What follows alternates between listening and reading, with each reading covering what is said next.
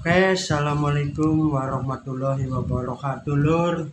Biasa kita perkenalkan Risalah Sang Waktu sebagai seorang salik. Mas Probo membukakan buku Syiar Malam Risalah Sang Waktu, Lur. Oke, kita baca dulu. Kita perkenalkan, Lur. Kita masih sampai di bab Mahabbah bumi.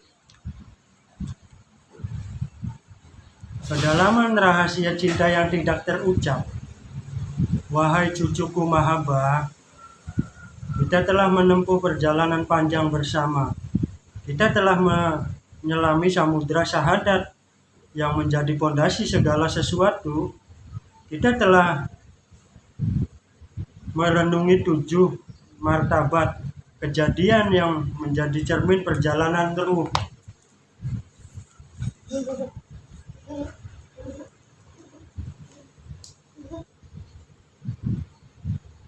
Kita telah membasuh hati dengan air niat yang menjadi penentu diterima atau ditolaknya segala amal. Telah kita merasakan api mahabbah yang membakar ego dan meninggalkan hanya kerinduan kepada yang satu. Dan kita telah belajar dari bumi tentang ketaatan yang diam tetapi menghidupkan. Kini wahai cucuku, tibalah pada bagian yang paling dalam dari seluruh wejangan tentang mahabbah bumi. Bagian ini untuk mereka yang masih terikat pada kata-kata, bukan untuk mereka yang masih mencari sensasi spiritual, bukan untuk mereka yang masih sibuk mengoleksi ilmu tanpa mengamalkannya. Bagian ini adalah untukmu, untuk hati yang telah luluh, untuk ruh yang telah terbang, untuk sir yang telah terbuka. Bagian ini adalah tentang kedalaman rahasia cinta yang tidak terucap, tentang bahasa yang tidak memerlukan huruf, tentang suara yang tidak memerlukan getaran, tentang cahaya yang tidak memerlukan sumber yang terlihat. Wahai cucuku, ini wejangannya yang ngadimin, Lur, dari seorang salik Mas Probo. Wahai cucuku, aku ingin mengajarkanmu sesuatu yang hanya dipahami oleh bumi, sesuatu yang tidak dipahami oleh angin yang bebas berhembus kemanapun ia mau, sesuatu yang tidak dipahami oleh bintang-bintang yang bertaburan di langit dengan cahaya yang mempesona, sesuatu yang bahkan tidak dipahami oleh manusia yang hidup hanya demi dunia. Manusia mati hatinya sebelum jasadnya mati. Manusia yang buta hatinya sebelum matanya tertutup tanah. Manusia yang tuli hatinya sebelum telinganya berhenti mendengar. Inilah adalah mahabbah cinta sunyi yang menjadi nafas bumi sejak ia diciptakan. Cinta tidak pernah berhenti mengalir meskipun tidak pernah dilihat. Cinta yang tidak pernah putus meskipun tidak pernah didengar. Cinta yang tidak pernah surut meskipun tidak pernah dibalas. Cinta paling murni adalah cinta yang tidak terlihat. Wahai cucuku Mahabbah, dengarkanlah wejangan ini dengan hati yang tidak tergesa-gesa. Pulang, karena ini adalah rahasia yang dibuka untuk mereka yang telah lama berjalan di jalan sunyi, yang telah lama menangis di sepertiga malam, yang telah lama bersujud di atas tanah yang dingin. Lihatlah bumi, wahai cucuku. Pandanglah ia dengan mata hatimu, bukan dengan matamu yang terlihat bentuk dan warna. Bumi adalah makhluk yang paling banyak disiksa di antara semua makhluk Allah. Ia diinjak setiap hari oleh jutaan kaki-kaki yang sombong, kaki-kaki yang lalai, kaki-kaki yang tergesa-gesa, kaki yang tidak pernah berterima kasih. Ia ditusuk oleh cangkul-cangkul bajak tanpa diminta izin, tanpa diberitahu, tanpa diberi jasa-jasa selama ribuan tahun. Ia ditumpahi darah yang permukaannya darah yang tertumpah dalam peperangan, darah yang bertumpah dalam pembunuhan, darah yang tertumpah dalam persalinan, darah yang tertumpah dalam kecelakaan. Ia dijadikan tempat pembuangan kotoran, tempat sampah yang membusuk, tempat limbah racun yang merusak kesuburannya. Ia digali perutnya untuk mengambil isinya minyak, batu bara, emas, perak, segala sesuatu yang ia simpan dengan setia selama jutaan tahun, diambil oleh manusia tanpa pernah mengucapkan terima kasih. Namun bumi tidak pernah berhenti memberi. Ia tidak pernah mogok, ia tidak pernah mengeluh, ia tidak pernah mengancam, ia tidak pernah menarik kembali apa yang telah diberikannya. Wahai cucuku, renungkanlah keajaiban ini. Bumi terus memberi perpijakan kepada kaki-kaki yang menginjaknya dengan kesombongan. Bumi terus memberi makanan kepada mulut-mulut yang mengucapkan kata-kata kotor. Bumi terus memberikan air pada tenggorokan-tenggorokan yang menggunakannya untuk minuman khamar mengucapkan kebatilan. Bumi terus memberi peristirahatan terakhir kepada jasad-jasad yang selama hidupnya tidak pernah bersyukur. Mengapa? Mengapa bumi begitu sabar? Mengapa bumi begitu setia? Mengapa bumi begitu pemurah?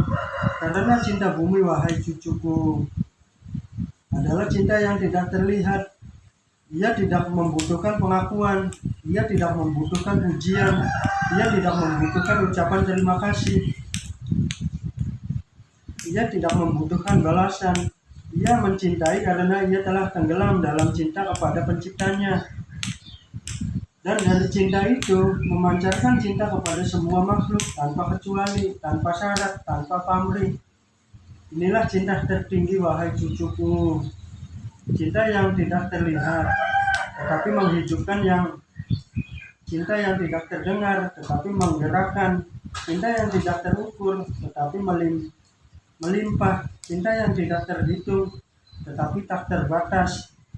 Sang waktu menyebut cinta ini sebagai album al-majul, cinta yang tidak dikenal, cinta yang tidak diketahui oleh siapapun kecuali Allah dan hamba yang mencintai.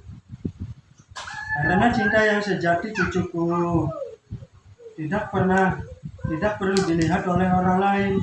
Ia cukup dilihat oleh Allah, ia cukup diketahui oleh Allah, ia cukup dicatat oleh Allah. Karena hanya penilaian Allah yang abadi, sementara penilaian manusia adalah debu-debu akan berterbangan ketika angin kematian berhembus. Cucuku, banyak orang yang mengaku mencintai Allah. Mereka mengucapkannya dengan lantang di atas mimbar. Mereka menulisnya dalam buku-buku tebal. Mereka mengumandangkannya dalam lautan-lautan merdu. Namun, cinta mereka adalah cinta yang berisik, cinta yang pamer, cinta yang mencari perhatian. Ketika mereka memberi, mereka ingin dilihat. Ketika mereka beribadah, mereka ingin dipuji. Ketika mereka berpuasa, mereka ingin disebut saleh. Cinta mereka bukanlah cinta yang murni, karena ia masih terikat pada pandangan manusia, masih terbelenggu oleh keinginan untuk diakui, masih tercemar oleh debu-debu ria. Bumi mengajarkan cinta yang berbeda. Bumi mencintai tanpa pernah mengatakan aku mencintai. Bumi memberi tanpa pernah mengumumkan aku memberi. Bumi berkorban tanpa pernah mengeluh, aku berkorban. Cinta bumi adalah cinta yang diam, cinta yang tidak pernah terucap, tetapi terlihat dalam setiap tindakan, dalam setiap kesabaran, dalam setiap tundukan. Wahai cucuku, cinta yang diam tidak berarti cinta yang lemah. Justru sebaliknya, cinta yang paling keras adalah cinta yang tidak perlu diteriakkan. Seperti lautan yang paling dalam, justru permukaannya paling tenang. Seperti gunung yang paling kokoh, justru diamnya paling sunyi. seperti angin yang paling kencang justru tidak terlihat. Demikian pula cinta yang paling murni adalah cinta yang tidak terlihat. Ia bekerja di balik tabir, ia mengalir di bawah kesadaran, ia adalah dalam keheningan yang paling dalam. Cinta bumi adalah cinta yang telah mencapai tingkatan fana, lebur dalam kekasih sehingga tidak tersisa rasa aku yang mencintai. Bumi tidak lagi mencintai dirinya sendiri. Ia tidak lagi memikirkan kepentingannya sendiri. Ia tidak lagi merasa dirinya adalah subjek yang telah terpisah dari objek cinta. Bumi mencintai Allah melalui segala makhluk yang hidup di atasnya. Setiap butir pasir yang ia kandung, setiap tetes air yang ia simpan, setiap akar yang ia peluk, setiap jasad yang ia kubur, semuanya adalah cara bumi mencintai Tuhannya. Bumi tidak perlu berkata, aku mencintai Allah, karena seluruh keberadaannya adalah cinta. Bumi tidak perlu menunjukkan bukti cintanya, karena setiap molekulnya adalah bukti. Bumi menyimpan luka, tidak menyimpannya dalam kebencian. Wahai cucuku mahaba, inilah pelajaran yang paling berat, paling tinggi, paling sulit untuk dipraktikkan, tetapi paling penting bagi seorang salik yang ingin mencapai makom mahaba. Pelajaran tentang bagaimana mengolah luka, bagaimana memproses sakit, bagaimana mengubah penderitaan menjadi sesuatu yang tidak merusak hati. Cucuku, tidakkah engkau melihat betapa bumi telah menahan luka manusia?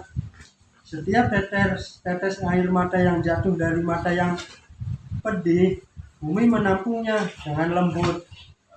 Air mata ia tidak hilang begitu saja. Ia meresap dalam pori-pori tanah. Ia masuk ke dalam perut bumi. Ia tercampur dengan air tanah. Ia menjadi bagian dari siklus kehidupan. Bumi tidak menolak air mata, meskipun air mata itu pahit, meskipun air mata itu membawa kepedihan, meskipun air mata itu tercampur dengan rasa kecewa dan putus asa. Bumi memeluk air mata itu seperti ibu yang memeluk anaknya yang sedang menangis. Setiap tetesan darah yang tertumpah di permukaan bumi, baik darah yang halal maupun yang haram, darah yang tertumpah karena kezaliman maupun karena keadilan, darah yang tertumpah dalam peperangan maupun dalam persalinan, bumi menyerapnya tanpa proses. Darah yang meresap ke dalam tanah, ia menjadi pupuk bagi akar-akar pohon. Ia menjadi bagian dari siklus nutrisi yang menumbuhkan tanaman. Bumi tidak mengutuk darah itu, tidak menyimpan dendam kepada menumpahkannya, tidak berteriak meminta keadilan. Bumi hanya menerima, hanya menyerap, hanya mengolah. Setiap jasad yang terletak di permukaan bumi, jasad yang mati dalam keadaan suci maupun dalam keadaan berdosa, jasad yang dimuliakan selama hidupnya maupun yang dihinakan, jasad yang disemayamkan dengan upacara megah maupun yang dibuang begitu saja, bumi membaringkannya dengan lembut. Bumi tidak memilih-milih. Bumi tidak berkata, jasad itu terlalu berdosa untuk aku kubur. Bumi tidak berkata, jasad ini tidak layak mendapat tempat di perutku. Bumi membaringkan semua jasad dengan kasih sayang yang sama, dengan kelembutan yang sama, dengan kerendahan hati yang sama. Wahai cucuku, perhatikanlah keajaiban ini. Bumi menyimpan luka yang tak terhitung jumlahnya. Luka karena diinjak kaki yang kasar, luka karena tusukan cangkul yang tajam, luka karena racun limbah yang merusak, luka karena air mata yang asin, luka karena darah yang mengalir. Namun bumi tidak pernah menyimpan luka itu dalam bentuk kebencian. Ia tidak menjadi pahit, ia tidak menjadi pendendam, Ia tidak menjadi marah, ia justru mengubah luka menjadi kesuburan. Ia mengubah abu menjadi bunga, ia mengubah bangkai menjadi tanah yang kembali memberi hidup. Sini kan bangkai kan? Nah, oke kan. Nah, itu wejangan dari Eyang Adimin Lur, dari seorang salik yang bernama Mas Probo. Cucuku, inilah mahabbah dalam mengubah rasa sakit menjadi manfaat. Bukti tidak menolak penderitaan. Ia tidak lari dari rasa sakit. Ia tidak teriak, "Mengapa aku?" ketika aku ditimpa musibah. Bumi menerima penderitaan sebagai bagian dari takdirnya. Dan dari penerimaannya itu yang mengubah penderitaan menjadi energi yang untuk berkarya. Setiap injakan yang membekas di permukaannya, ia jadikan alasan untuk menjadi lebih dekat, lebih padat. Setiap tusukan yang menembus perutnya, ia jadikan alasan untuk menyuburkan tanah di sekitarnya. Setiap air mata yang jatuh ke pangkuannya, ia jadikan alasan untuk melembabkan akar-akar yang haus. Seorang salik yang meneladani bumi, wahai cucuku, akan memiliki kemampuan yang luar biasa untuk mengubah rasa sakit menjadi sesuatu yang bermanfaat. Ketika ia disakiti oleh manusia, ia tidak menyimpan dendam, ia tidak membalas kejahatan dengan kejahatan, ia tidak menghabiskan energinya untuk merencanakan balas dendam. Ia tidak mengambil rasa sakit itu, ia merenungkannya, ia bertanya kepada dirinya sendiri, apa yang bisa aku pelajari dari penderitaan ini? Bagaimana aku bisa tumbuh dari luka ini? Bagaimana aku bisa menjadikan pengalaman pahit ini sebagai pupuk bagi jiwaku? Dari perenungan ini, ia menentukan hikmah. Ia menentukan bahwa rasa sakit mengajarkannya untuk lebih berhati-hati. Ia menemukannya bahwa pengkhianatan mengajarkan untuk lebih selektif dalam memilih. Ia menemukan bahwa kegagalan mengajarkannya untuk lebih rendah hati. Ia menemukannya bahwa kehilangan mengajarkannya bumi mengelola air mata untuk lebih bersyukur. Ia tidak membuang rasa sakit itu sia-sia. Ia mengolahnya. Seperti bumi mengolah air mata menjadi kesuburan. Seperti bumi mengolah darah menjadi kehidupan. Seperti bumi mengolah bangkai jadi tanah yang subur. Para ahli Villa berkata, orang yang tidak mengambil pelajaran dari penderitaannya adalah orang yang menderita dua kali. Sekali ketika penderitaan itu terjadi, dan sekali ketika ia menyia-nyiakan penderitaan itu. Bumi mengajarkan penderitaan bukanlah akhir dari segalanya. Penderitaan adalah bahan mentah yang bisa diolah menjadi mutiara. Penderitaan adalah biji yang bisa tumbuh menjadi pohon yang rindang. Penderitaan adalah tanah liat yang bisa bentuk menjadi bencana yang indah. Yang membedakan hanyalah sikap yang kita terhadap penderitaan itu. Apakah kita akan membiarkannya membusuk dalam hati menjadi kebencian dan kepahitan, ataukah kita akan mengolahnya menjadi kebijakan dan kedewasaan? Bumi memilih untuk mengolah, bumi memilih untuk bertumbuh, bumi memilih untuk terus memberi meskipun terluka. Dan itulah mengapa bumi tetap subur, tetap hijau, tetap hidup, meskipun telah berusia miliaran tahun. Sementara hati manusia yang menyimpan kebencian menjadi kering, menjadi tandus, menjadi mati, meskipun jasadnya masih berjalan. Diamnya bumi lebih lantang dari jeritan langit. Wahai cucuku, ini adalah rahasia yang sangat dalam, rahasia yang hanya dipahami oleh mereka yang telah terdiam diri cukup lama di hadapan Tuhannya. Rahasia yang tidak bisa diajarkan dengan kata-kata, tetapi bisa dirasakan dengan hati yang sunyi. Cucuku, ketahuilah bahwa bumi sedang bertasbih. Setiap saat, setiap detik, setiap milidetik, setiap nanodetik, bahkan setiap ia tidak bergerak, bahkan saat ia tampak dia membisu, bahkan saat tidak ada gempa, tidak ada letusan, tidak ada pergerakan lempengan bumi, tetap bertasbih. Tasbihnya tidak memerlukan gerak, tasbihnya tidak memerlukan suara. Tasbihnya adalah keberadaannya sendiri. Bumi bertasbih dengan diam, dengan ketundukannya, dengan kesabarannya, dengan kesetiaannya. Diamnya bumi bukanlah kekosongan, wahai cucuku. Jangan kau kira ketika bumi diam, ia sedang tidak melakukan apa-apa. Diamnya bumi adalah penuh dengan zikir yang tidak terdengar, penuh dengan pujian yang tidak terucap, penuh dengan rasa syukur yang tidak terlihat. Diamnya bumi seperti diamnya seorang kekasih yang sedang merenungkan wajah kekasihnya. Ia tidak perlu berkata karena kehadirannya sudah cukup. Ia tidak perlu bersuara karena hatinya sedang berbicara dalam bahasa yang tidak memerlukan kata.